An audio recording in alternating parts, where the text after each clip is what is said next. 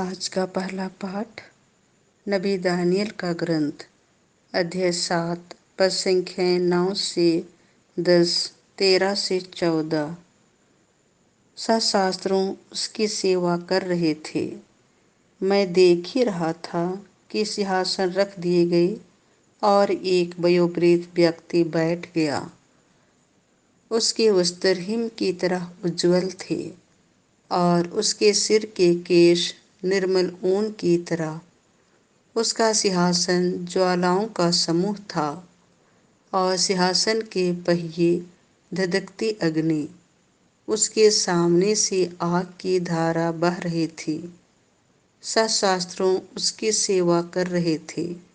लाखों उसके सामने खड़े थे। न्याय की कार्यवाही प्रारंभ हो रही थी और पुस्तकें खोल दी गई थी।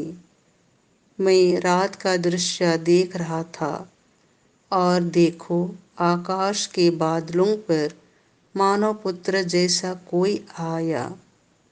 वह वयोवृद्ध के यहाँ पहुँचा और उसके सामने लाया गया।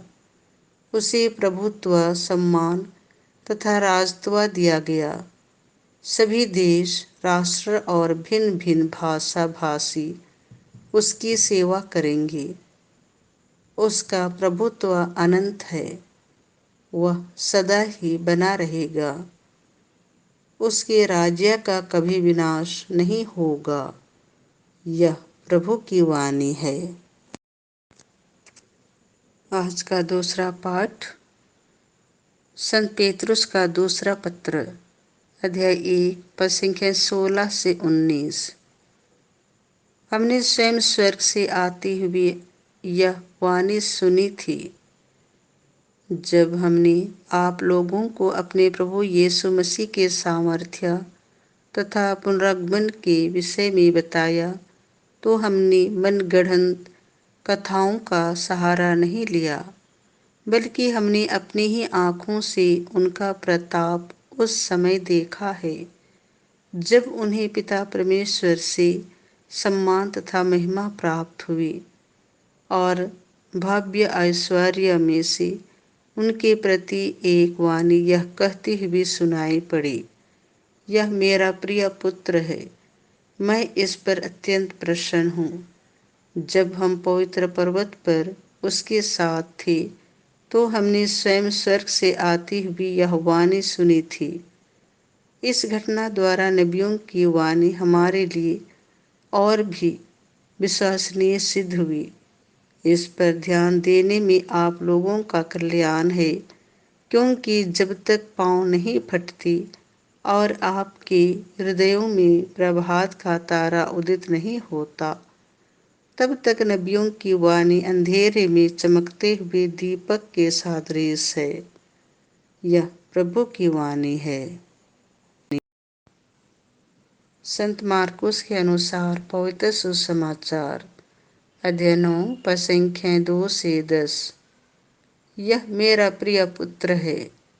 यीशु ने पेतरुस, याकूब और योहन को अपने साथ ले लिया और वह उन्हें एक ऊंचे पहाड़ पर एकांत में ले चले। उनके सामने ही यीशु का रूपांतरण हो गया। उनके वस्त्र ऐसे चमकीले और उजले हो गए कि दुनिया का कोई धोबी उन्हें इतना उजला नहीं कर सकता। शिष्यों को इलियस और मूसा दिखाई दिए। वे यीशु के साथ बातचीत कर रहे थे। उस समय पेतरुस ने यीशु से कहा, गुरुवर, यहाँ होना हमारे लिए कितना अच्छा है। हम यहाँ 3 तंबू खड़ा कर दें, एक आपके लिए, एक मूसा और एक इलियस के लिए।